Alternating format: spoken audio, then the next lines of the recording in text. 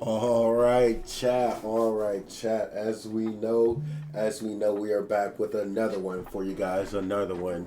As you know, we had a huge weekend in college football. Some notable victories this weekend. LSU beat number two Miami. That was surprising. Carson Beck with four interceptions. That's actually kind of crazy. You got Minnesota beating number 25 Nebraska. That's a Big Ten matchup that we did not see going down. As we know, Minnesota, they are now 3-1 in the Big Ten. Their only loss in the Big Ten coming from Ohio State. So they're looking like a powerhouse right now. Number 9, Georgia beat number 5, Ole Miss. That was a shootout. Trinidad Chambers scoring 5 touchdowns on 5 drives is absolutely insane. Absolutely insane. And then we got number 17, Vandy, beating number 10 Illinois. So those are some notable victories. This weekend. We're going to get into all of that. And then my sneaky game of the week was number 4 Texas A&M. Number 4 Texas A&M. They had a close game with Arkansas this weekend. As you know, the score is 45-42. I'm kind of worried about Arkansas going into this LSU game this week. As we know, I'm not worried about Arkansas. I'm worried about Texas A&M this week going into LSU and playing them, because as you know, the SEC is heating up this weekend. So we're gonna get into all of that here today. Thank you guys for tuning in. Let me get my camera set up here. As you know that AP Top 10 came out. The AP Top 10.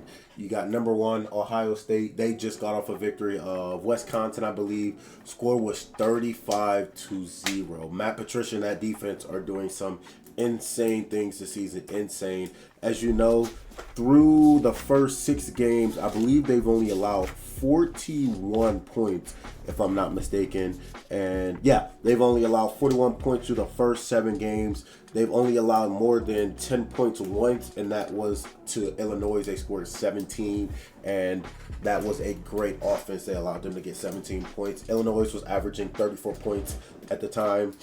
Amongst those other teams who have only allowed less than 50 points since 2000. You got 2021 Georgia.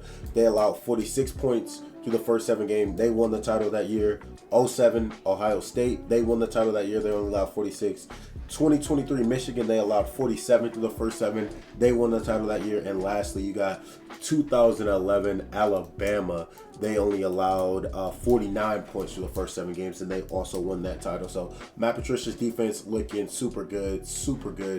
Julian Sayin, as you know, he's been an efficient quarterback going in and out. That defense was carrying him, but they did put some responsibility on Julian Sayin this weekend. I believe he went 39 for 43, if I'm not mistaken, 350 yards, 4 TDs, and no interceptions. The only quarterback to do that was C.J. Stroud in 2021 and 2022. So he is with some good company. He is with some good company. As you know, C.J. Stroud currently the quarterback for the Houston Texans. So, hey, Julian Sayin, he is really looking like an NFL quarterback to start the day. As you know, that defense is carrying them, but hey, Julian Sayin can hold his own. They know, Ohio State knows, once they get towards the later end of the year, they will have to have Julian Sayin pass the ball a little bit more. So they were testing the waters, opening the playbook for him this past weekend. So that's a great look for Ohio State coming in.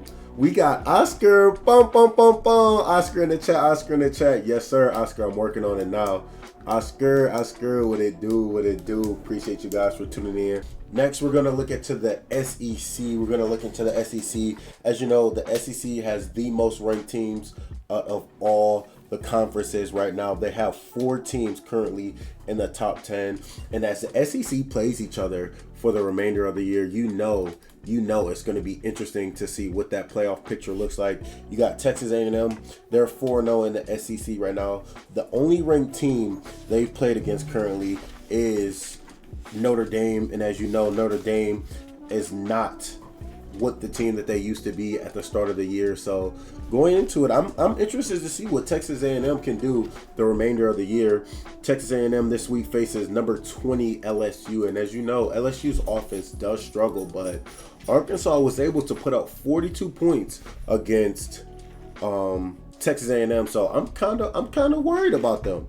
I don't think they'll be able to hold it through the remainder of the year. I'm not sure what the remainder of A&M's schedule looks like. Let's see. Looks like for Texas A&M, they face 20 LSU, 15 Missouri, South Carolina, and 22 Texas. So it'll be interesting to see.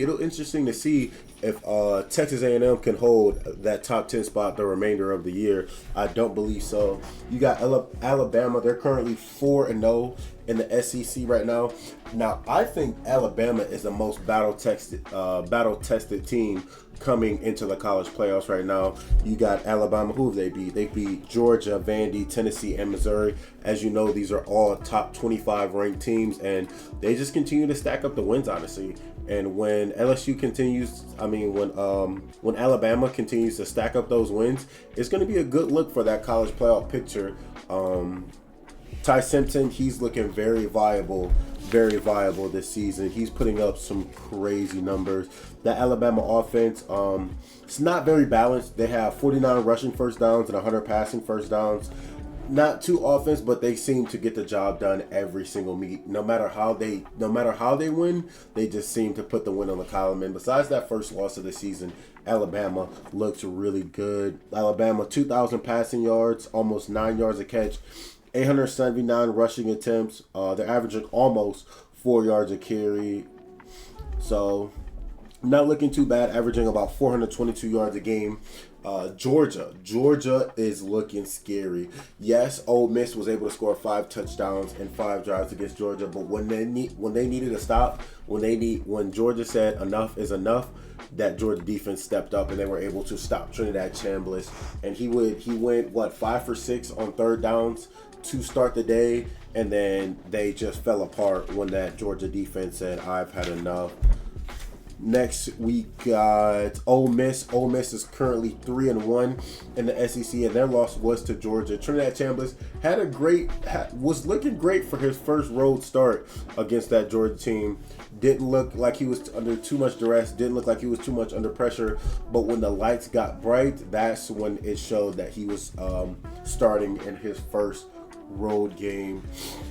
And then let's take a look at the Big Ten. The Big Ten, they hold 2 of the top 2 spots. You got Ohio State. They beat Texas and Illinois. Illinois scored 17 that game. And then you got Indiana. Indiana, they are 4-0 in the Big Ten. They have beat Oregon. They beat Oregon and Illinois. The quarterback for Indiana, Fernando Mendoza, he looked good in those ranked games against Oregon. He was 21 for 23, 267 yards, 5 TDs. So Indiana, and what Curt Cignetti is doing over at Indiana is making a huge difference currently. Huge difference. Indiana, Oregon, and Ohio State don't play any more ranked games this season, so Ohio State can really clean house. Hopefully they don't slip up and lose to Michigan once again. But that's a different topic for a different day. You also got Indiana. They don't face any ranked teams. Hopefully, Indiana can slip up one game and we don't end up playing them in the Big Ten championship. But if we do, we know that we still have a chance to make that college playoffs, even with losing in that Big Ten championship. So next, we are going to break down the schedules of each top 10 ranked team currently. We got, as you know, I said earlier, Ohio State, they don't have any more ranked games for the rest of the year. Indiana, they beat number 3 Oregon, and then number 9 Illinois. They don't have any more ranked games for the year. Texas A&M, they beat number 8 Notre Dame, and Texas A&M, they beat number 8 Notre Dame. They don't have any more tests for the rest of the year. Maybe against Texas, maybe against Missouri. But if Texas A&M really beats LSU, they could definitely clean house for the rest of the year as well. So let's just hope LSU really gives them their number, and the SEC can really kind of have a bottleneck in how many teams it allows in the playoffs. So next week got Alabama. Like I said, Alabama, they're already battle tested, beat Georgia, Vandy, Missouri, and Tennessee. The only two ranked teams they have left is LSU and Oklahoma. LSU sits at number 20. Oklahoma sits at number 13. So next, we got number 5, Georgia. They beat Tennessee and Ole Miss. Kind of battle tested. They have Texas and Georgia Tech left on the schedule. As we know, Georgia Tech is a sleepy pick right now. Georgia Tech sitting at number 7. So hopefully Georgia Tech can beat up on Georgia and just make the playoff run a little bit more interesting, because the SEC, the playoffs is run through the SEC right now. I believe they have 8 of the top 20 spots, so it's actually insane how many SEC teams are in that top 25, because everybody keeps boasting about, oh, the SEC is so great, but do we really know that if all the teams are kind of beating up on each other and they don't play any of the top opponents, right? So Oregon, they're sitting at number 6 right now. Their only ranked win was against number 3 Penn State, and they have no remaining ranked games for the end of the year. So is Oregon really that number? Should Oregon really be at that number 6 spot is a huge question going into the remainder of the year. You got number 8 Ole Miss. They beat number 4 LSU. LSU was number 4 at the time. LSU has fallen off pretty hard since then. They have dropped down all the way to the 20 spot. They have a big game. Ole Miss has a big game coming up this week. They play, who do they play this week? They play Oklahoma. So that should be a really interesting game. Those are going to be the 2 SEC games I'm looking forward to.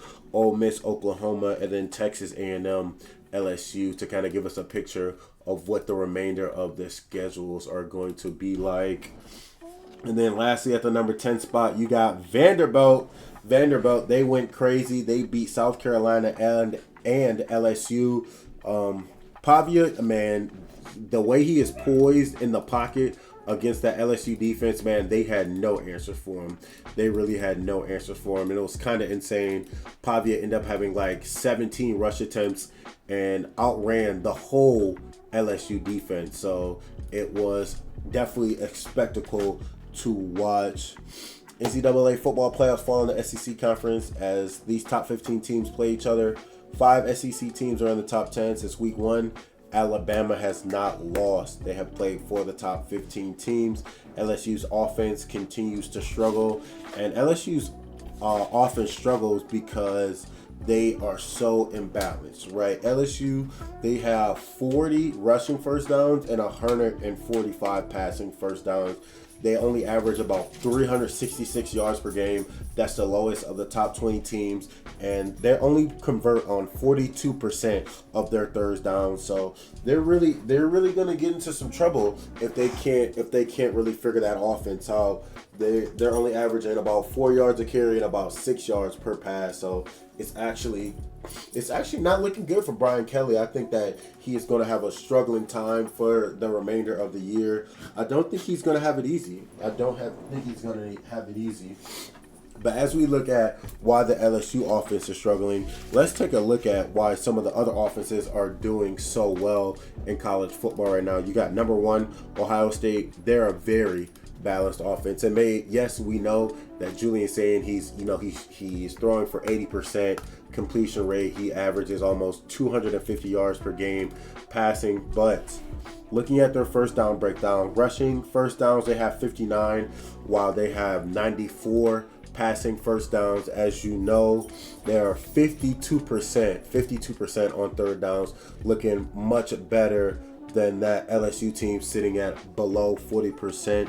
They have 2,000 passing yards and 1,000 rushing yards. They're averaging 151 rush yards per game. You got Ohio State averages about 9 yards per pass. So they're looking like a scary team, especially how that defense is showing up for Matt Patricia and all those guys, you know, Cade and all those different linebackers and stuff like that. The way they're able to take control of each and every single game is really going to help them, is really going to carry them when the playoffs come around and they need to step up big. Number 2, Indiana. They're looking at 87 passing first downs and 87 rushing first downs. So of all the offenses, Indiana is the most balanced so far. They're 54% on third downs, 195 passing attempts, 286 rushing attempts. Sit about the same for amount of passing and rushing yards. They're averaging nearly 500 yards a game. That is the most. That is the most among the top 5 teams in the NCAA right now. So Indiana looking good. And the reason I'm very nervous about this Texas A&M team is because their offense on paper is not that great. Texas A&M, they have 65 rushing first downs and 85 passing first downs, but they only convert 39% of the time on third down. So third downs is where championships are made, and they're not going to continue to win football games against these top opponents without converting on third downs.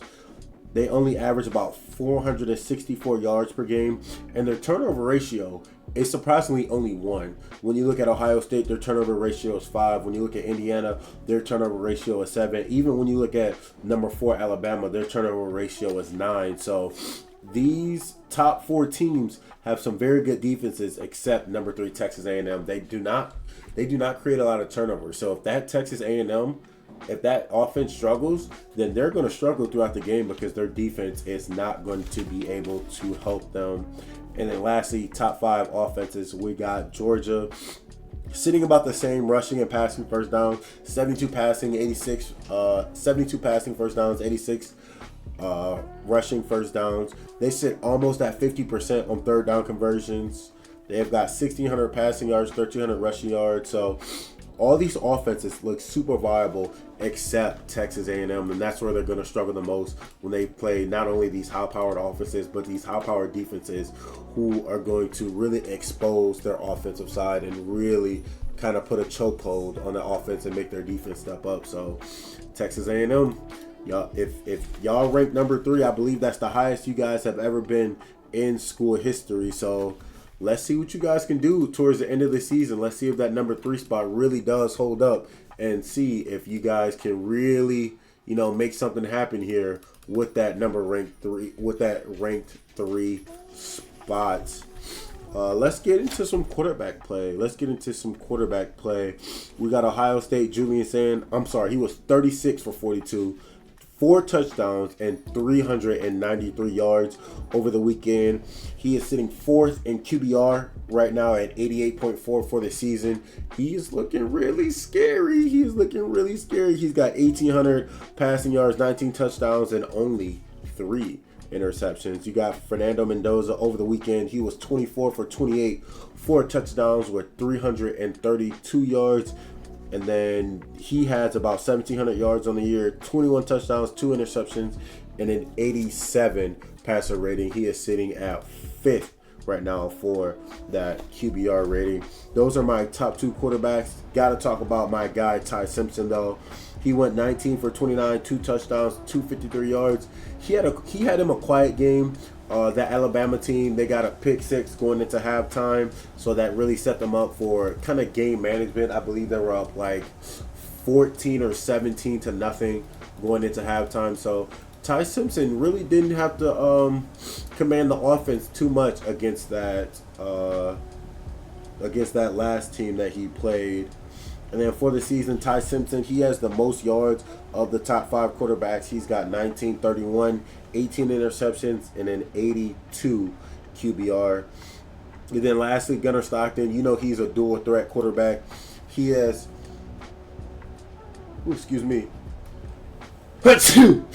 Gunnar Stockton, he's got 7 rushing touchdowns. He leads the SEC right now with the most rushing touchdowns for quarterbacks.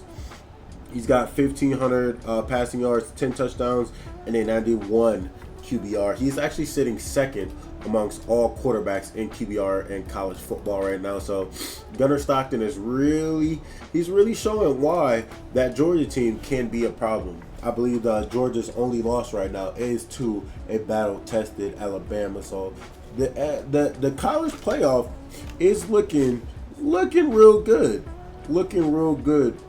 coming up in this coming up next week. We got Ole Miss at Oklahoma. Both have one loss in the SEC. For that Ole Miss Oklahoma game, I think I am going to go with, these are going to be my picks for the week coming up. I think I'm going to go with Oklahoma. Actually, I think I'm going to go with Ole Miss, right? Because we know that Oklahoma can put up points, but I think Ole Miss is way better at putting up points. And I think Ole Miss shows up when Ole Miss's defenses showed up when they need to. As you know, Ole Miss, they scored 5 touchdowns on the first 5 drives against that Georgia team. I don't think Oklahoma has a capability of stopping Trinidad Chambliss that many times. Look at this Indiana versus UCLA game. Indiana favored by 25 and a half points. That's actually kind of insane. The over-under for that game is 55 and a half. I don't believe Indiana covers. I don't think that they beat UCLA by 25 and a half points, but I do think that they win. UCLA, they're putting their team together. You know, they started the season with 3 losses, but as you know, they've kind of made up for it going throughout the rest of the year. They've thrown together 3 straight wins, and they're really rallying behind Nico at the quarterback. So they have a good chance. You know, they're not going to make the playoffs, but I think for LSU this year, I think for UCLA this year, it is a rebuilding year, right? You want to make sure you put all the right pieces in place. You want to show you want to show not only the world but the college athletes out there that UCLA, it can be a spot for you to kind of make a difference and kind of hit the transfer portal and really show that we can make a splash next year if we find that one missing piece that everybody is looking for. They might get a wide receiver. They might get some linemen, some D linemen. So UCLA can really make a splash next year once they kind of get their feet underwater and really kind of making the moves they need to. Alabama at South Carolina. You know, Alabama's currently number 4 right now. Alabama's favored by 11.5 points. The over-under is 47.5 points. I think Alabama covers the spread here, but I don't think the over is going to be 47.5 points. I think Alabama is going to be able to get the ball, score, 2 or 3 touchdowns, and then game manage from there. I don't think South Carolina is going to be able to match that. If it becomes a shootout, it does, but I don't see that. I think Alabama's defense kind of bows down and they hold South Carolina to under 21 points, and Alabama does not have to do too much to continue to hold that lead for the rest of the game.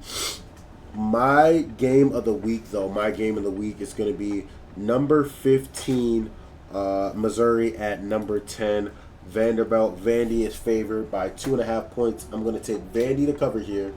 I think that Missouri defense is going to struggle against Pavia just like that LSU defense did. I think Pavia just has so many options between his run game, between his pass game, and just how efficient he is on making sure that everything will get taken care of this game. I don't see Missouri's defense doing all they need to do to make sure that game stays under wraps.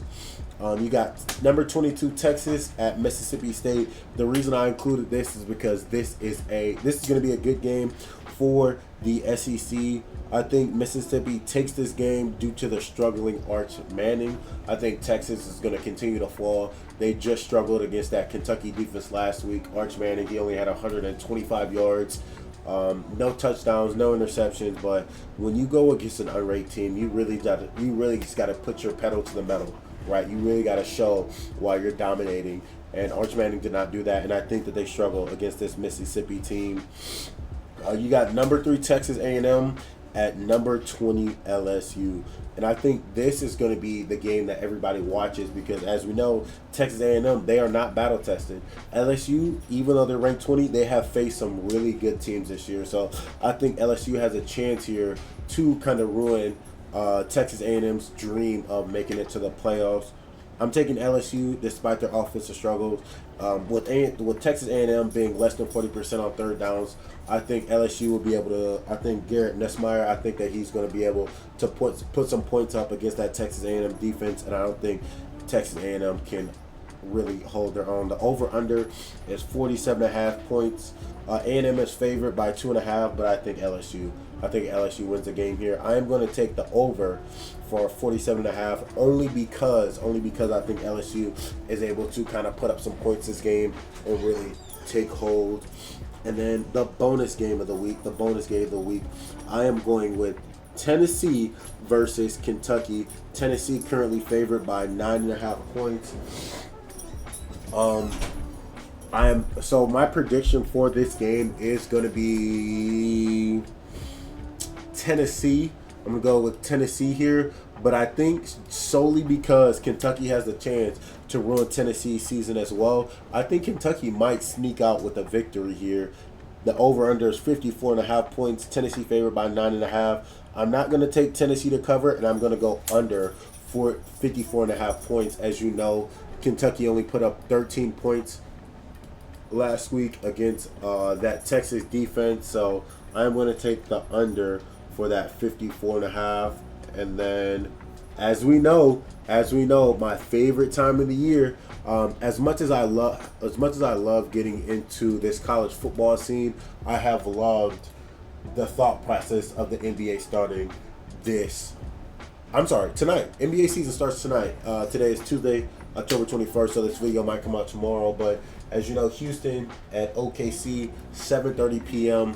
That's going to be an interesting game because we're gonna see what this Houston lineup can do. They have the tallest lineup that of any starting team going into the NBA season. Amon Thompson, I believe he is 6'7", and then everybody else on the team is 6'11". You got Amon Thompson, he's sitting at 6'7". They got Kevin Durant 6'11", Jabari Smith 6'11", Sanguine 6'11", and then Steven Adams all starting.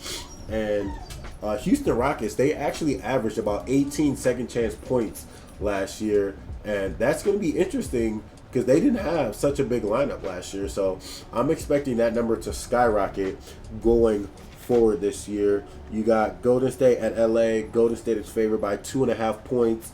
I think Golden State ends up taking this game only because LeBron is out with sciatica, so we know that Golden State is going to do Golden State things. I'm interested to see how Jimmy Butler, Buddy Hield, Steph Curry, Draymond Jones. I'm interested to see how everything falls into place this year with this team because they have the opportunity to do something great with that Golden State team. Hey, opportunity is knocking. Hopefully Golden State can do something important this year. Lastly, you have the Cavs at the New York Knicks tomorrow. New York is favored by 2.5 points. I don't care who they're playing. I don't care what time they're playing. I'm taking my Cleveland Cavaliers every single day. I'm excited to see. As you know, the NBA is releasing some gold patches this year from... They're going to do it on the Defensive Player of the Year, the MVP, and the Rookie of the Year. So that's going to be interesting for all of the different aspects this year. And then lastly, for Thursday, you got Oklahoma City at Pacers, and then you got Denver at Golden State. Oklahoma is favored by 7.5. Denver is favored by 1.5. So I'm taking Oklahoma City against the Pacers. I think Thunder really kind of put BTA to the Pacers so they can know, hey, just because you took us to Game 7 last year does not mean that you're still a viable component, right? You still got to show that you're an NBA team. And then lastly, Denver at Golden State. I'm going to take Golden State again, even though Denver is favored by 1.5 points. I'm going to take Golden State. I think Golden State finds their stride early. I think they really work on that team chemistry, and they really work this year out to find what is best for that NBA season. So appreciate you guys for tuning in. Today, Tuesday, October 21st. Make sure you like, comment, subscribe. I think I'm going to be live on either Friday or Saturday. I'm going to see if I can get Mateo TWD in the chat. Make sure we can talk some more basketball. You know I'm going to stay coming with that NCAA move. So let me just stay with me, chat. We're gonna build. I got a podcast studio that I'm moving into my new place over the weekend, so it should be a lot more content coming soon. A lot more content. Appreciate you guys for staying with me. Appreciate you guys for tuning in. So I'll see you on the next one.